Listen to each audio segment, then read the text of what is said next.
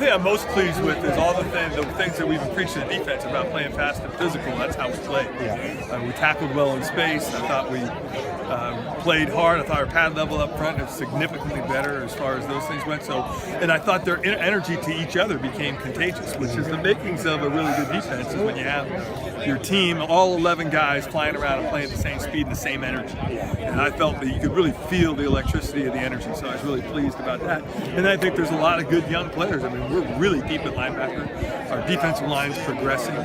Secondary, I think we're pretty deep. I mean, Kevin and Jarek didn't even play today. And, Cam and Dennis and Dominic Crash have had great springs, and I think they finished great. But something to build on for the defense. And then offensively, I mean, extremely inconsistent. And so that part of it needs to get fixed. And the other thing, I think that offensively as a staff, it's a new staff again, and I think we still are feeling our way around. And it was good for me. I learned some things about our staff and some things I think I need to do maybe to help us on that side of the ball. But so I thought it was a great experience for them, but I don't think we performed or anywhere close to the consistency we need to play. Gotcha. You mentioned LJ earlier in the week, and he really showed out today. I thought, can you kind of just summarize the spring he's had and what he kind of brings to that defensive line?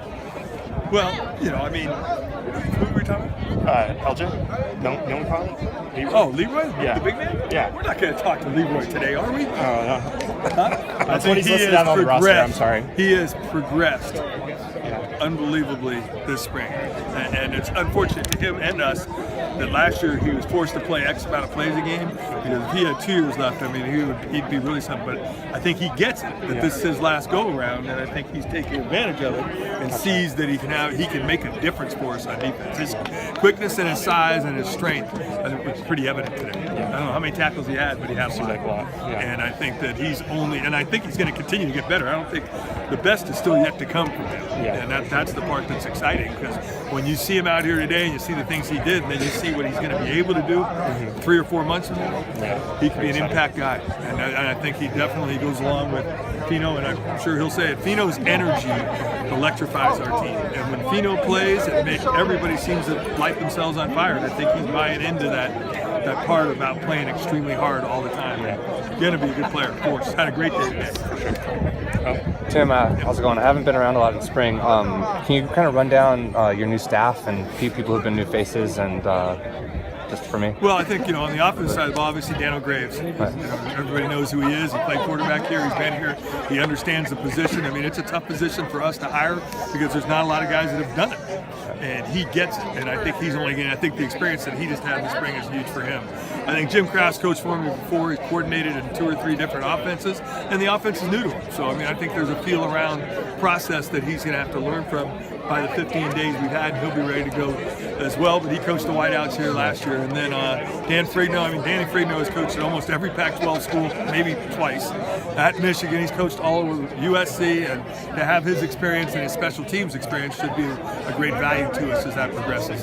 Randy Stewart's coached here before in the secondary, and he's back.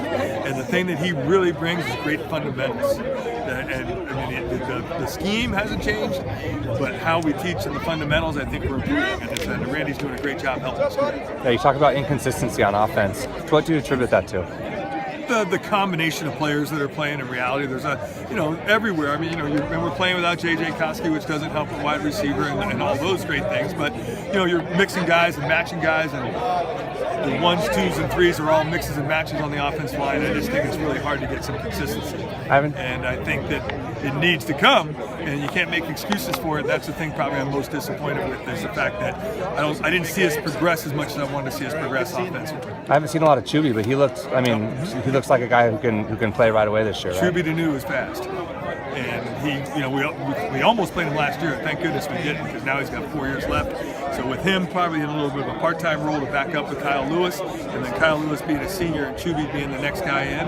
But we expect him to be a huge contributor just because of his speed, and he'll learn how to become a better player as we go through. And anybody surprise you this camp? Kind of like a guy who came in maybe and really made a mark this camp that might carry over into the year. I think we really felt really good about all the guys that we had. I just think that Charlie Davis, we have tremendous expectations for, but he's starting to really play the game and learn the game the way we want him to play it. Darren Ajayi has made huge improvements. Cam Dennis may be the most improved player on the team. You know, and hopefully he's going to carry that over to the fall. But I just think that those guys, you know, have really done a good thing. I think we're deep at certain positions. You know, and that's a real good thing to say. And, you know, defensively, you know, R.J. Maslewski didn't play, Anders Turner's doesn't play. You know, so there's some guys not playing, and it gave guys a lot of opportunity to play, and a lot of guys took advantage of it, i.e. Cam McCoy. Yeah, that defensive depth is going to be interesting. You going to play 18 holes today? Oh, yeah, I'll be out there. Yeah. Long spring. Looking forward to it? It's just been a long day. Yesterday we had Special Olympics, and then we had the ceremony that we had out there, and then I had to go to a function for the alumni football. I didn't get home until 10, then get up, and I got to go all day again today. So I'm looking forward to couch time tomorrow. Right on.